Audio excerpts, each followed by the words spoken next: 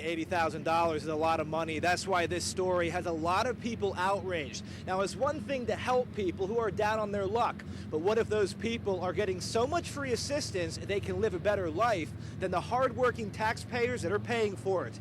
And it all begins when people walk through doors like these and apply for welfare.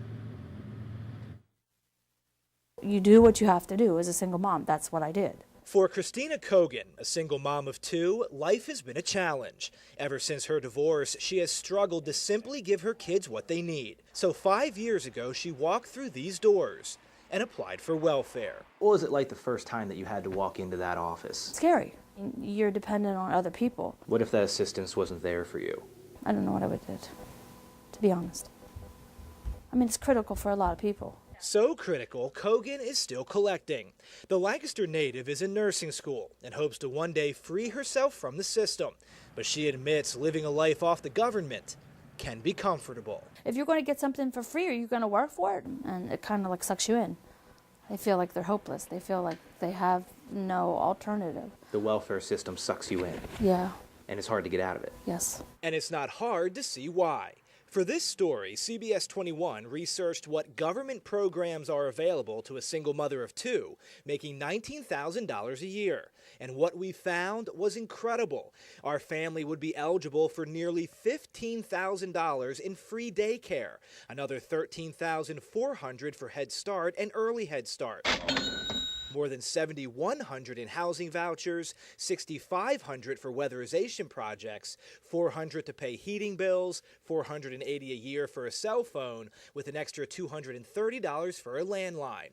And they would get $182 in free legal advice.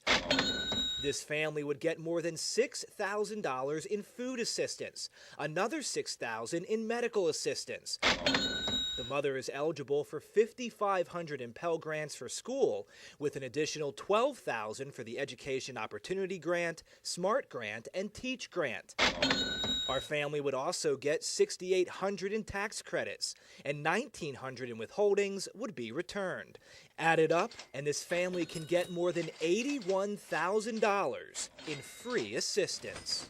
This isn't the American dream. Matt Briette is with the Commonwealth Foundation, a government watchdog group which emphasizes a safety net, not a safety hammock. When there are taxpayer-funded programs that can give you the equivalent lifestyle of a middle-class family, why would you have an incentive to go to work? Have you seen that? Yes. Government figures show Pennsylvania's welfare department now takes up a whopping 43% of the state's budget, and that number is growing much faster than revenue. Briette admits in our hyper-politicized culture, meaningful reform is unlikely until there's a financial crisis, which he says is coming. It simply has to. We simply don't have the money. The only way in which Congress works, the only way in which Harrisburg works is that we reach a crisis. So there's going to have to be a reckoning. Do you see it that way too? Will this system only be corrected when it crashes? Gary Alexander is the PA Secretary of Public Welfare. That assessment is probably pretty correct. Alexander says it's math. The current system cannot last.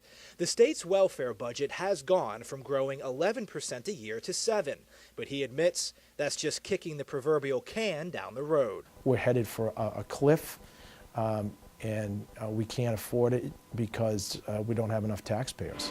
And that has been Alexander's focus, adding more taxpayers by diverting funds to job training and away from free stuff.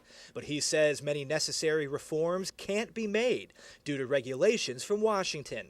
Plus, the political desire isn't there because we the people aren't demanding it. We need to look at what we're spending right now, all of the programs that we're offering, in the same way that you've done, and we have to say what is absolutely necessary. If we're not careful, the system will crash, and maybe if it does crash, maybe we'll finally wake up. I mean, I don't know what the answer is. I'm telling you, there's more issues out there. But you think there is an answer? Yeah. We just need to find it. Yeah. That's what your story's about. We need to find it.